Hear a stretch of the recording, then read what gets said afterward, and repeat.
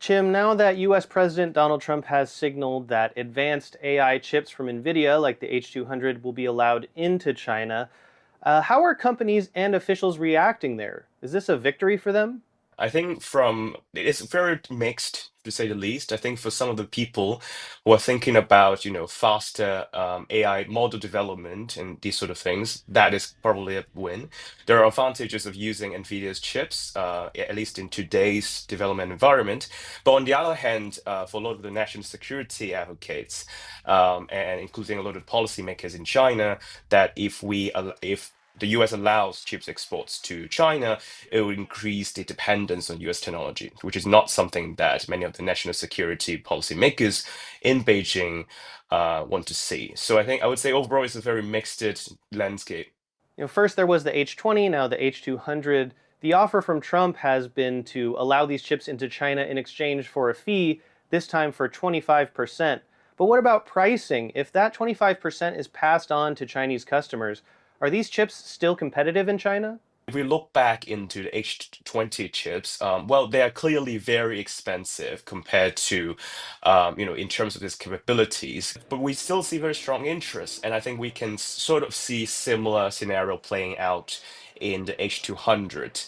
And I think in this context, it's very important to note that H200 they are quite advanced compared to what is currently available in terms of like domestically produced chips in China.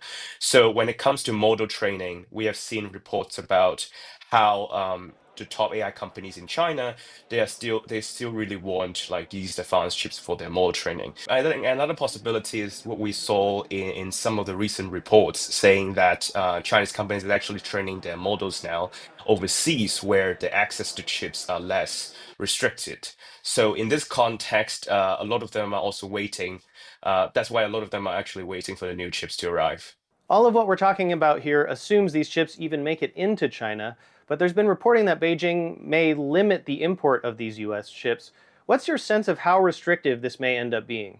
I think one trajectory that we might see is that we do see very strong advantages in terms of using more advanced chips that are outside of China for model training.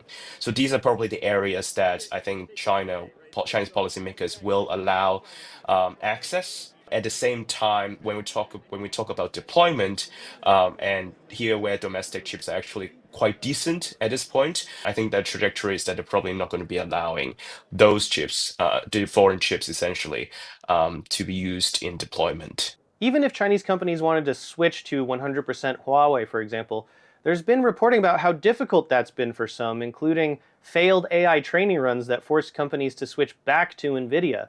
Why has it been so hard for Chinese companies to stop using Nvidia systems? Yeah, there are quite a few reasons to that, but I think one of the major reasons is really the software ecosystem.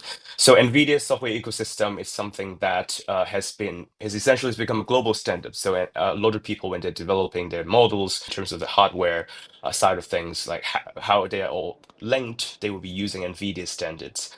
And Huawei in particular is using a different set of standards. Now, there are some Chinese AI chip companies that actually trying to make their chips like compatible with NVIDIA standards. But I think like overall, this kind of switching cost, it's almost like switching between an iPhone and an Android.